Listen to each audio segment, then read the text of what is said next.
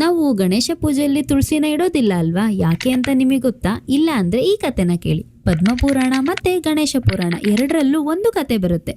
ಒಮ್ಮೆ ತುಳಸಿ ದೇವಿ ಗಂಗಾ ನದಿ ತೀರದಲ್ಲಿ ಧ್ಯಾನ ಮಾಡ್ತಿದ್ದಂತ ಗಣಪತಿನ ಕಂಡು ಆಕರ್ಷಿತರಾಗಿ ಗಣಪತಿನ ಮದುವೆ ಮಾಡ್ಕೊಳ್ಬೇಕಾಗಿ ಕೇಳ್ಕೊತಾರಂತೆ. ಆದ್ರೆ ಗಣೇಶ ಆ ಸಮಯದಲ್ಲಿ ಬ್ರಹ್ಮಚಾರಿ ಆಗಿರ್ತಾರೆ, ಹಾಗಾಗಿ ಮದುವೆ ಆಗೋದಿಲ್ಲ ಅಂತ ನಿರಾಕರಿಸ್ತಾರೆ.